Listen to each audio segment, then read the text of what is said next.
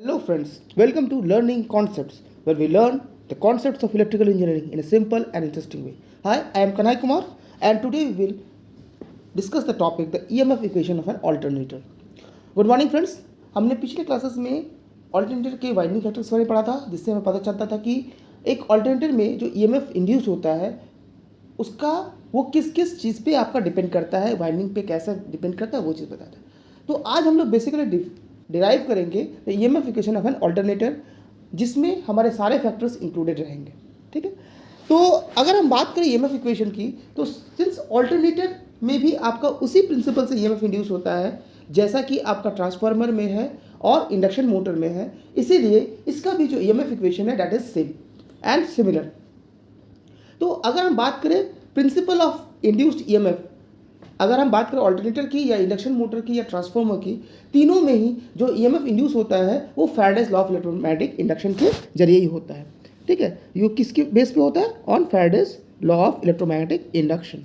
ठीक है, that means कि अगर आपको EMF इंड्यूस करना है that means you will require two parameters. आपको दो चीज़ चाहिए, एक चाहिए फील्ड और एक चाहिए conductor, and there will be relative motion between this two. इनके बीच क्या होगा? रिलेटिव मोशन होगा। ठीक है, तो इसी सिस्टम से आपका EMF इंड्यूस होता है। तो इसी सिस्टम को हमें ऑल्टरनेटर में भी प्लेस करना होगा। तो ऑल्टरनेटर में जैसे कि हमने कंस्ट्रक्शन में बताया था कि ऑल्टरनेटर में जो फील्ड होता है वो कहाँ प्लेस होता है? Field is placed in the rotor. Field आपका होता है रोटर में, और आपका कंडक्टर या आर्मेचर आपका प्लेस होता है स्टेटर में। ठीक है, स्टेटर में, that means it has have a stationary armature. तो this is the basic difference between induction motor and alternator, कि ऑल्टरनेटर का जो आर्मेचर है वो स्टैटिक है, दैट इज स्टेटर पार्ट में है, जबकि इंडक्शन मोटर का जो आर्मेचर होता है वो रोटेटिंग पार्ट में होता है। नाउ यहाँ पर हम लोग क्या करते हैं कि रोटर में हम लोग बेसिकली एक DC सप्लाई प्रोवाइड करते हैं टू प्रोड्यूस द फील्ड, और DC सप्लाई इसलिए प्रोवाइड करते हैं ताकि आपको एक कांस्टेंट मैग्नीट्यूड का फील्ड मिले। ठीक है, और जब इसे हम रोटेट करते हैं एट अ पर्टिकुलर स्पीड, और ये स्पीड आपका डिटरमाइन होता है नंबर ऑफ पोल से, और जो आपका जनरेटेड फ्रीक्वेंसी उसी के आधार पे आपका ये स्पीड डिफाइन होता है। तो जब इस ऑल्टरनेटर को कांस्टेंट स्पीड से हम रोटेट करते हैं तो जो भी आपका DC फील्ड है रोटर में वो क्या होता है? रोटेट करता है एयर गैप में, और साथ साथ ये आर्मेचर के कंडक्टर्स को भी कट करता है। जैसे आर्मेचर के कंडक्टर को कट करेगा, सिर्फ आर्मेचर के कंडक्टर्स में आपका 3 फेज का वाइंडिंग है, तो यहाँ पर भी आपका एक 3 फेज का बैलेंस सप्लाई इंड्यूस होता है। ठीक है, एक 3 फेज का बैलेंस सप्लाई आपका इंड्यूस होता है। ठीक है, so this is the basic way how EMF is induced in the alternator. Now let's see what is the equation of this EMF। ये जो EMF है इसका इक्वेशन क्या होगा, किस किस बेसिक पैरामीटर्स पे ये डिपेंड करेगा, और फाइनली इसका आउटपुट कितना होगा और कैसे इसका आउटपुट को हम लोग वैरी कर सकते हैं। ठीक है, तो लेट्स सी। तो let us take an alternator जिसमें ये पैरामीटर्स हैं, जहाँ पर P क्या है? नंबर ऑफ पोल्स P है, P पोल्स का ऑल्टरनेटर है। उन पोल्स में जो फ्लक्स है दैट इज फाई, वो फाई है। फाई क्या है? फ्लक्स पर पोल, हर एक पोल का जो फ्लक्स है वो वेबर में इतना है। N is the rotor speed in RPM। यहाँ पर याद रखिएगा कि इंडक्शन मोटर में आपका 2 स्पीड था, speed of the RMF and speed of the armature. दो स्पीड था, लेकिन ऑल्टरनेटर के केस में रोटर का स्पीड और फील्ड का स्पीड एक ही है, क्योंकि रोटर के ऊपर ही आपका फील्ड है और रोटर रोटेट कर रहा है उसी स्पीड से, साथ साथ फील्ड भी आपका रोटेट कर रहा है। तो इसीलिए यहाँ पर जो स्पीड हम लोग नोट करते हैं, एक ही स्पीड नोट करते हैं, that is the speed of the rotor और speed of the field, and that is denoted by capital N। ठीक है, F क्या है? F है आपका frequency of the induced EMF। जो हमें EMF चाहिए, जो हमें EMF आउटपुट में लेना है, उसका फ्रीक्वेंसी क्या होगा? That is F। ठीक है, तो ये प्री डिटरमाइंड होता है। ठीक है, Z क्या है? Number of conductors in series per phase, and T is the total number of coils और टर्न्स पर फेज। T क्या है? Total number of turns per phase. ठीक है, तो यहाँ पर बेसिक डिफरेंस क्या है इंडक्शन मोटर और यहाँ पर अगर हम बात करें। ठीक है, तो यहाँ पर जो फ्रीक्वेंसी है ये आपका फिक्स किया हुआ है, फ्रीक्वेंसी इज फिक्स्ड। ठीक है, क्योंकि फ्रीक्वेंसी आपका आउटपुट में मिलेगा, और जो हमें फ्रीक्वेंसी चाहिए वो आपका पहले से प्रीडिटरमाइंड होता है कि कितना फ्रीक्वेंसी का आपको जनरेट करना है, और इसी की वजह से जो स्पीड होता है वो भी आपका कांस्टेंट यहाँ पर हो जाता है। ठीक है, इंडक्शन मोटर में आपका 2 स्पीड था, यहाँ पर आपका सिंगल स्पीड है। तो these are some of the basic differences जब हम लोग EMF इक्वेशन को डिराइव करते हैं। अगर किन्हीं को इंडक्शन मोटर में जो ईएमएफ का इक्वेशन कैसे हम लोग डिराइव किए थे उसका वीडियो भी देखना है तो उसका लिंक मैं डिस्क्रिप्शन बॉक्स में डाल दूंगा, आप वहाँ से जाके इजीली उसको देख सकते हैं और दोनों ईएमएफ इक्वेशन को आप कंपेयर कर सकते हैं कि क्या उसमें डिफरेंस है और क्या सिमिलरिटीज है। ओके, नाउ लेट्स से अब क्या हो रहा है कि जब हम लोग रोटर में सप्लाई दे रहे हैं उस समय रोटर रुका हुआ है और स्टेटर या आर्मेचर भी आपका फिक्स है, तो इस कंडीशन में कोई भी ईएमएफ इंड्यूस नहीं होगा बिकॉज रोटर में जो फील्ड है वो डीसी फील्ड है। ठीक है, तो जब तक आपका फील्ड वेरी नहीं करेगा तब तक आपका ईएमएफ इंड्यूस नहीं होगा। तो जैसे ही हम रोटर को रोटेट करते हैं at a speed N, that is synchronous speed, अभी क्या होता है एक कांस्टेंट स्पीड से आपका रोटर फील्ड अभी आर्मेचर को कट करता है। ठीक है, तो कितना कट करेगा, तो that will be equal to P into five. हर एक पोल के लिए आपका फ्लक्स कितना था, पी था। हर एक पोल के जो फ्लक्स था वो क्या था, फाइव था, और टोटल नंबर ऑफ पोल्स क्या था, पी था। तो टोटल फ्लक्स क्या हो जाएगा, पी इंटू फाइव। तो जब आपका रोटर एक बार रोटेट करेगा तो हर एक कंडक्टर में कितना फ्लक्स कट करेगा, that is P into five. ठीक है, it is the total flux cut.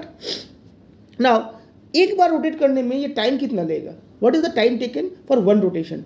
तो इसको कैसे निकालते हैं कि यहाँ पर हमने माना है कि एन रोटेशन है आपका, एन आरपीएम है, आरपीएम मतलब रोटेशन पर मिनट, मतलब एन रोटेशन है 60 सेकेंड में।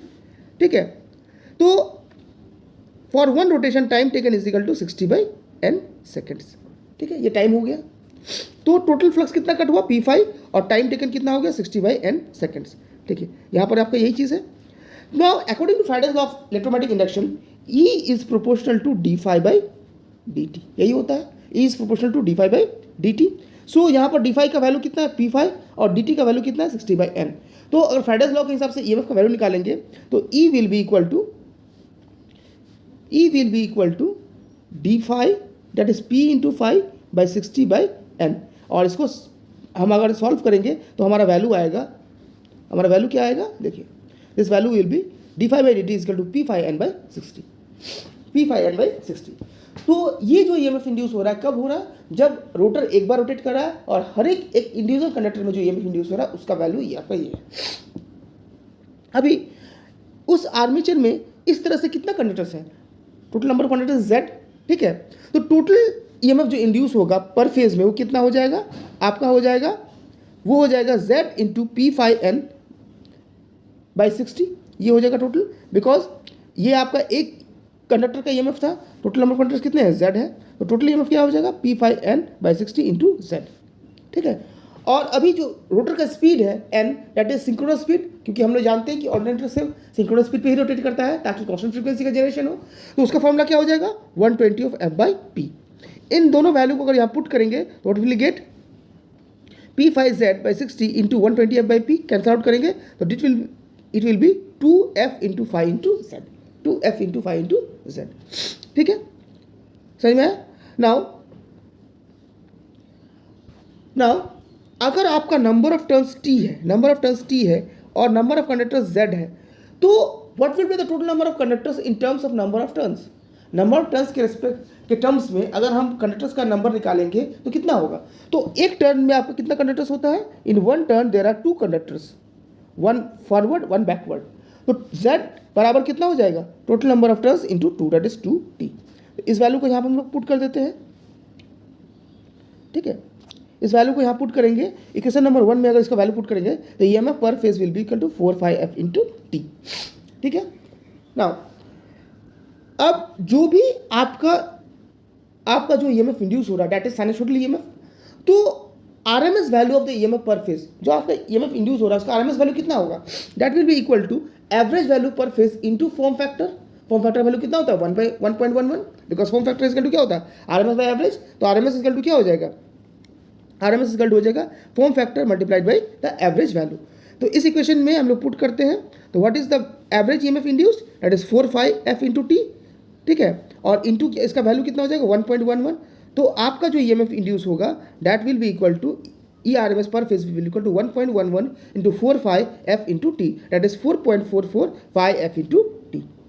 ठीक है, तो ये हो गया आपका टोटल ईएमएफ इंड्यूस पूरे मशीन में जब आपका रोटर आपका रोटेट कर रहा है एट ए स्पीड n।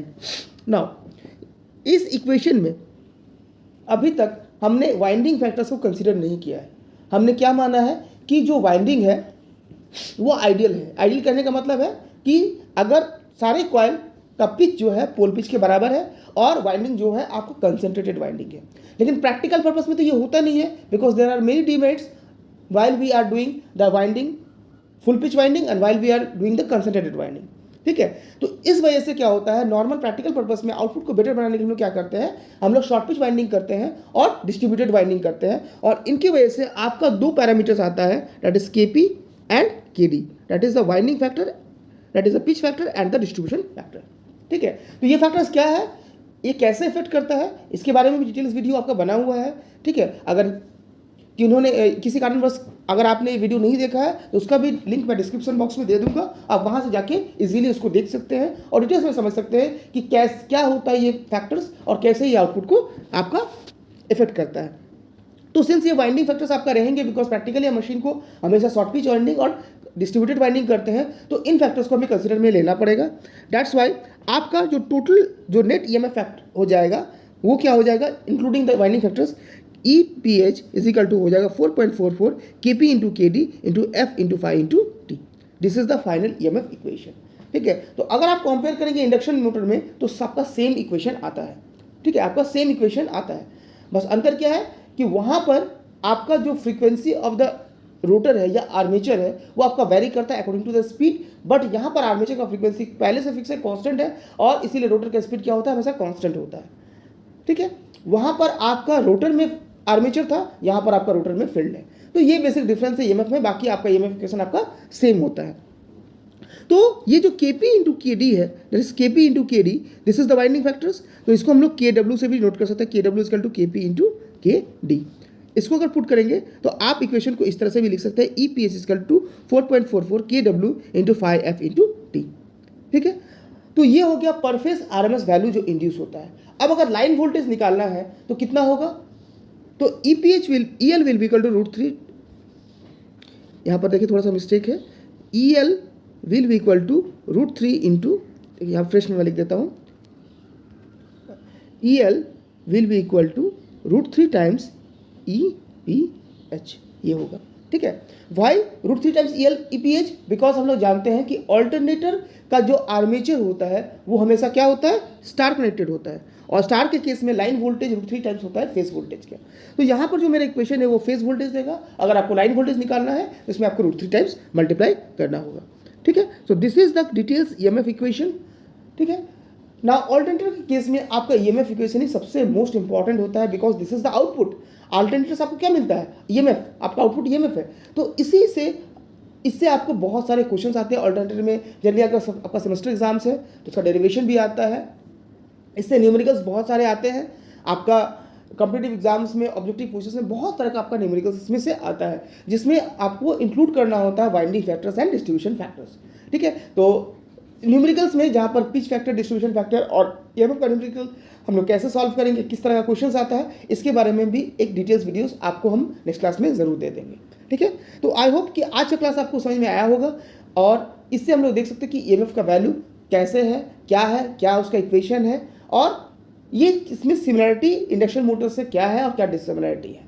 अगर किन्हीं बच्चों को कोई दिक्कत है तो प्लीज़ आप जरूर कमेंट सेक्शन में अपना डाउट को कमेंट सेक्शन में जरूर कमेंट करें, मैं आपका रिस्पांस ज़रूर दूंगा। और अगर आपको कुछ भी इंप्रूवमेंट लगता हो इन वीडियोस में तो प्लीज़ आप अपना सजेशन जरूर कमेंट सेक्शन में दें। अगर आपको वीडियो अच्छा लगे तो प्लीज़ लाइक करें, अपने दोस्तों के साथ शेयर करें। अगर आप चैनल पर नए हैं तो प्लीज़ सब्सक्राइब करना ना भूलें, और साथ ही साथ बेल आइकन को भी दबाएं, ताकि आपको इस तरह का इन्फॉर्मेटिव वीडियो का जो इन्फॉर्मेशन है वो आपको मिलता रहे। Okay, so that's all for today, have a nice day, thank you.